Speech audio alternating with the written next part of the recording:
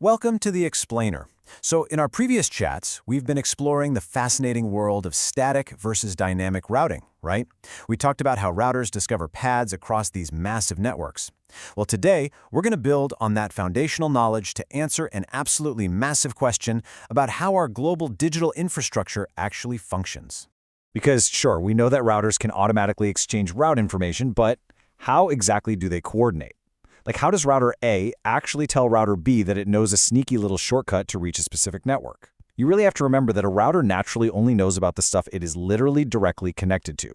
So how do millions of isolated, totally independent routers coordinate to form the seamless internet we use every single day? Okay, let's dive right into this. The answer to that coordination problem is something called a routing protocol. At its core, this is just a set of rules allowing routers to exchange network path information entirely automatically. It's the behind-the-scenes intelligence that lets routers share available routes, adapt to sudden physical changes, and, make dynamic routing actually possible in the first place. To unpack all this, we're going to trace the evolution of the technology. We'll look at the router communication problem, RIP, OSPF, BGP, and wrap up with security and route convergence. Starting off with Section 1, the router communication problem. Let's think about this isolation problem using an airline analogy. It's like a giant puzzle. London knows the flights to Dubai, and Dubai knows the flights to Singapore. They continuously share this route knowledge globally, so passengers can travel anywhere on Earth. Well, networking works the exact same way. Routers desperately need a shared language to continuously share their path knowledge, so packets of data can actually move across the globe. Moving on to Section 2, RIP, or the simple path. RIP stands for Routing Information Protocol, and it was one of the very first ways to automate this whole process. It uses super straightforward logic. It literally just counts hops. So if it has to choose between a path with 2 routers and a path with 5 routers, it's going to pick the 2-hop route every single time. It's a foundational concept, though. Its slower update times definitely limit how much we use it today. Which brings us to Section 3, OSPF, Enterprise Routing Intelligence. Now here is where we challenge that basic logic. What if that shorter 2-hop path is actually a terrible, completely congested connection?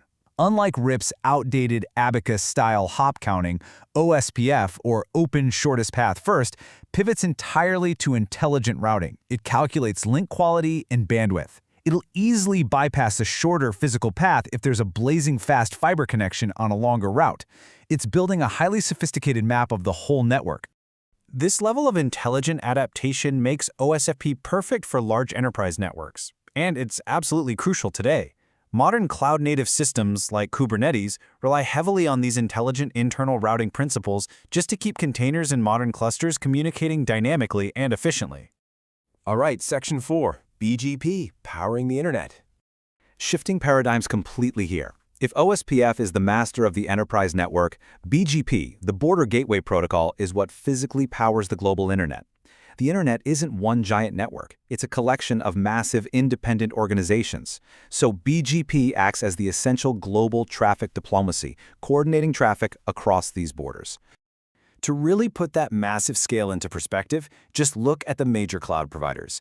Amazon Web Services, Microsoft Azure, Google Cloud, they all rely completely on BGP. Without this infrastructure continuously telling your local internet provider how to actually reach those massive cloud networks, the modern internet as we know it would literally just shut down. Finally, Section 5, security and route convergence. Bringing this back down to the real world, we have to talk about what happens when things break. This brings up a vital concept called route convergence. Basically, this is the critical speed at which routers learn new network conditions and recover from failures. If a router dies, faster protocols like OSPF update their tables quicker, meaning the network heals faster and major outages get bypassed almost instantly. But what happens when the breakdown isn't an accident? Here's the scary part. Routing relies entirely on trust. This makes us vulnerable to BGP hijacking, a super dangerous attack where bad actors falsely announce network control. Imagine someone broadcasting to the world, "Hey, I'm the Google network." Traffic starts flowing to them, and sensitive data gets stolen. This is exactly why cybersecurity teams are constantly monitoring these announcements. So why does all this matter for you? Well, mastering these concepts is an absolute superpower for your career. Whether you want to get into cloud and DevOps engineering, cybersecurity, or you're looking at the future of AI-managed routing and massive satellite networks, knowing how these protocols function is completely foundational.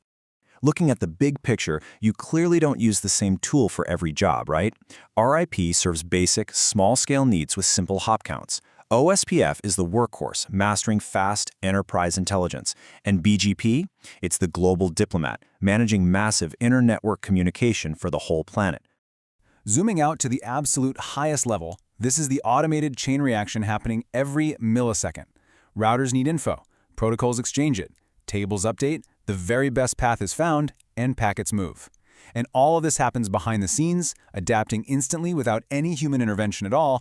It's honestly incredible that this invisible communication powers our global connectivity. But you know, before a data packet ever reaches a router to cross the globe, it has to cross the local network first, which leaves us with a pretty big mystery. What exactly is a switch, and how does local switching actually work? Well, we'll leave that for next time. Thanks for joining me on this explainer.